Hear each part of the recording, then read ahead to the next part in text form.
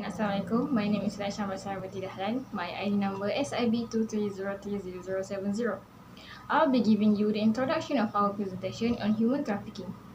Human trafficking is a global crisis that violates human rights and threatens security, affecting millions through forced labor, sexual exploitation, and child trafficking.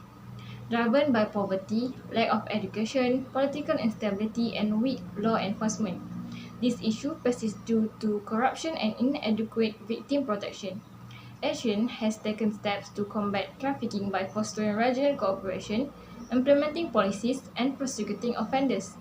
However, these challenges keep remaining, requiring continuous evaluation and improvement. This project analyzed Asian efforts, assessing their impact on international relations and regional stability, while emphasizing the need for stronger legal frameworks and collaboration to combat trafficking effectively. Assalamualaikum. My name is Maiza binti Momin. My ID number is SIB2303058. Today I will be talking about some of the key issues related to human trafficking in Cambodia and the possible solutions to address them. The 2024 Trafficking in Persons report highlights three major problems, which are widespread trafficking, government involvement in trafficking crimes, and scam centers that force victims into fraud. Let's go through each issue and how we can solve it. First, widespread human trafficking. Cambodia is a major hub for human trafficking. People are trafficked within the country and across borders, often forced into labor or sexual exploitation. This problem is made worse by weak border controls, which allow traffickers to smuggle victims easily. One way to fix this is for the Cambodian government to invest more in anti-trafficking effort with support from the United Nations Office on Drugs and Crime and the International Organization for Migration. They can increase their budget, train law enforcement officers, and install biometric identification system at border checkpoints. This technology has worked in Thailand, helping to reduce trafficking and forced labor. If Cambodia follows this approach, it can make it harder for traffickers to move victims in and out of the country. We move on to the next, which is the government complicity in trafficking. One of the biggest challenges in stopping human trafficking is corruption. Some government officials are involved in trafficking crimes. This means that laws are not always enforced properly and some traffickers escape punishments. To fix this, Cambodia needs a legal system that focuses on helping victims instead of punishing them. The Ministry of Justice, together with NGOs, should make sure that victims are not treated like criminals. Many trafficking victims are forced to do illegal works like scam operation, but they shouldn't be arrested for that. Cambodia can also set up a special trafficking courts to handle cases quickly and fairly. The Philippines has a similar system where victims get legal aid and temporary residence. If Cambodia follows this example, it can help victims recover without fear of being punished or deported. Next, scam centers forcing people into fraud. A new and growing problem in Cambodia is the scam centers. Trafficked individuals are forced to work in these legal operations, scamming people online under threats and violence. Many victims are tricked into these jobs with fake job offers, thinking they are going to work in a call center or tech company. One of the best ways to stop this is through public awareness. The government, NGOs, and community leaders need to educate people about the dangers of trafficking and fake job offers. They can do this through school programs, village meetings, and social media campaigns. At the same time, people should be encouraged to report suspicious activities. In some countries, anonymous hotlines have helped rescue trafficking victims. Cambodia can create a similar system so people can safely report trafficking without fear of getting into trouble. The last one is lack of victim protection and rehabilitation. Even after victims are rescued, their struggle won't just end. Many of them left traumatized, jobless, and unsure of where to go next. Some victims are even rejected by their communities because of the stigma attached to trafficking. Without proper support, they can become vulnerable again and fall back into the same cycle. To truly help survivors rebuild their lives, Cambodia needs more shelters and support programs. These shelters should provide a safe space where victims can recover, get counseling, and receive help they need. Psychological support is especially important because many victims experience deep trauma from their experiences. On top of that, job training programs can help them develop new skills and find stable employment so they don't have to rely on unsafe job opportunities. Legal aid should also be available to guide them through any legal issues they may face, such as identity documents and compensation claims. By giving survivors the right resources and support, Cambodia can help them move forward and create a better future for themselves. Hi, Assalamualaikum. My name is Arina Bila Binta Ahmad Jubi, SIB 2303081. Today I will be presenting about the roles of Asian in solving human trafficking. First is legal framework and agreements. Asian create strong laws and agreements to stop human trafficking. For the example, in 2015, Asia introduced the Asian Conventions Against Trafficking in a Person, ACTIP. Countries like Malaysia, Thailand, and Indonesia made their laws stricter.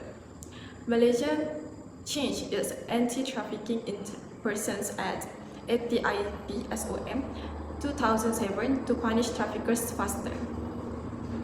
Second is regional cooperation and teamwork. ASEAN also works together with other countries and organizations to stop human trafficking network. For example, ASEAN collaborates with Interpol and UNODC to catch traffickers. In 2018, Operation Storm helped rescue over 200 victims and arrest more than 100 traffickers in Malaysia, Thailand, Myanmar, and Laos. The Greater Mekong Sub-region (GMS) includes Vietnam, Thailand, Myanmar, Laos, Cambodia, and China, working together to stop human traffickers at the borders. Third is strengthening border security. Asian member states are making their borders safer to stop traffickers from moving victims. For the example, Malaysia and Thailand increased security after discovering a human trafficking transit camp in Wang Kalian in 2015. Indonesia and the Philippines improved maritime surveillance in the Sulu Sea, where traffickers smuggle victims by boat. Lastly is using technology to stop human trafficking. ASEAN is also using technology to detect and prevent human trafficking. For example, the ASEAN Digital Reporting Platform allows people to report human trafficking cases privately. Malaysia developed the MyCFS mobile apps where victims can ask for help and police can track trafficking hotspots. Hi, my name is Nushaira Zulkifli, SIB 230300066, and I will be explaining about the international laws that are applied by the organizations. First is Asian's Declarations Against Trafficking in Persons, particularly Women and Children 2004. The Asian Declarations Against Trafficking in Persons, particularly Women and Children 2004, was a key step in the region's fight against human trafficking. It focused on prevention, law enforcement cooperation, and victim protections, encouraging Asian nations to strengthen their laws, border control, and prosecution efforts. While the declaration was non-binding, it laid to the groundwork for stronger regional collaboration. This eventually led to the Asian Conventions Against Trafficking in Persons (ACTIP) in 2015, which made these commitments legally binding. The 2004 declaration was a crucial milestone in Asian ongoing efforts to combat human trafficking and protect vulnerable populations. Second is Asian Plan of Actions Against Trafficking in Persons APA 2015. The Asian Plan of Actions Against Trafficking in Persons APA 2015 is a strategic framework that puts the Asian Conventions Against Trafficking in Persons ACTIP into actions. It focused on public awareness, victim protection, stronger law enforcement, and capacity building. The plan includes campaigns to educate communities, better support for survivors, and improve coordination between national authorities to stop trafficking networks. It also strengthens border security and provides training for law enforcement and social workers to handle cases effectively. Additionally, APA promotes regional and global cooperations, aligning Asia's efforts with international standards to dismantle transnational trafficking rings. These plans ensure a unified and sustainable response to combat human trafficking in the region. Third is Asian Human Rights Declarations 2012. The Asian Human Rights Declarations 2012 is a landmark document that reinforces Asia's commitment to equality, justice, and human dignity. It plays a crucial role in the fight against human trafficking by recognizing freedom from slavery, forced labor, and exploitations as fundamental human rights.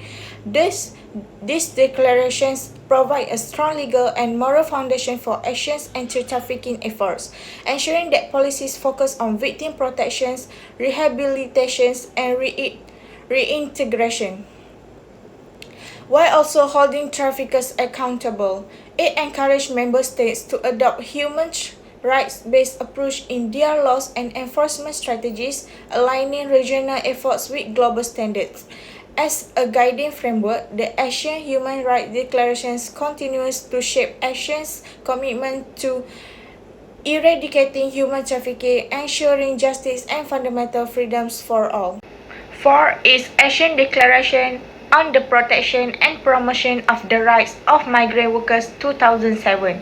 The Asian Declaration on the Protection and Promotion of the Rights of Migrant Workers 2007 is a key commitment to safeguarding migrant workers from exploitation, abuse, and human trafficking. With millions migrating within Asia for better opportunities, the declaration stresses the need for safe and legal migration channels to prevent traffickers from targeting vulnerable workers. It calls on member states to ensure fair treatment, legal protections, and access to basic rights, including fair wages and safe working conditions.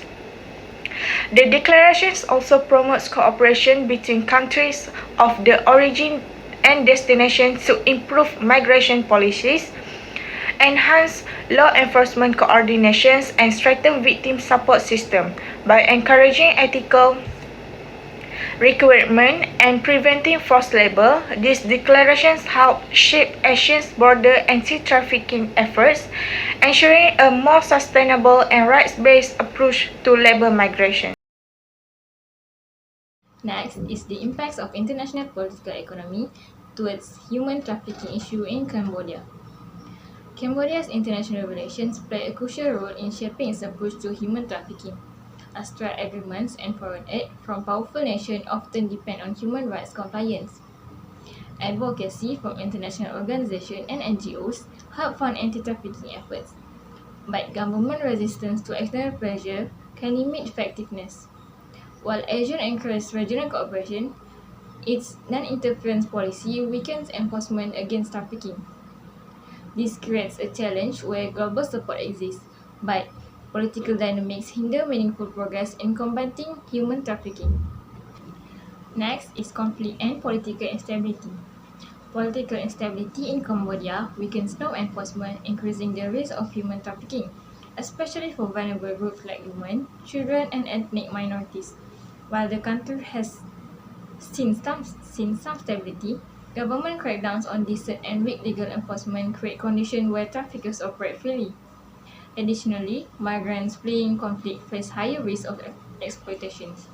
Corruption further undermines anti-trafficking efforts, allowing traffickers to evade justice and eroding public trust in institutions meant to protect citizens. My third point is global supply chain and exploitations. Cambodia's role in global supply chains, especially in the garment industry, increased the risk of labor exploitation and human trafficking. The demand for cheap labor pushes employers to violate workers' rights, leading to unsafe conditions and deceptive recruitment practices. Weak oversight allows traffickers to operate undetected, while multinational corporations should ensure ethical labor practices. The complexity of global trade makes accountability difficult. Tackling these issues requires cooperation between governments, businesses, and civil society to enforce stronger regulations and ethical sourcing. And lastly is economic disparities and demand for cheap labor. Economic disparities in Cambodia fuel human trafficking as poverty and limited opportunities push individuals into exploitative situations. Many fall victim to traffickers promising better jobs, only to face forced labor or abuse. The lack of education and vocational training makes rural population especially vulnerable. Cultural factors like traditional gender roles put women and girls at higher risk. Combating trafficking requires job creation, education, and skill building programs along with social safety nets to protect at-risk communities. In conclusion, human trafficking in Cambodia is a serious problem, but it is not something we cannot fight. With stronger laws, better law enforcement, and more support for victims, real change is possible. The government needs to take action by improving protections, investing in anti-trafficking programs, and creating a safe spaces for survivors to rebuild their lives. At the same time, education and awareness are just as important. The more people understand the risks, the harder it becomes for traffickers to take advantage of others. ASEAN also plays a big role in this fight.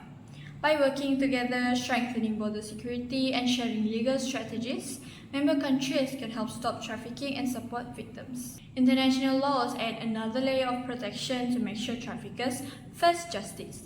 But in the end, this isn't just a government issue. It's something we all need to care about. Whether it's reporting suspicious activities, supporting awareness campaign, or just talking about it, every action makes a difference. If we all do our part, Cambodia and the region can move toward a future where no one is forced into this situation. That's all from us. Thank you.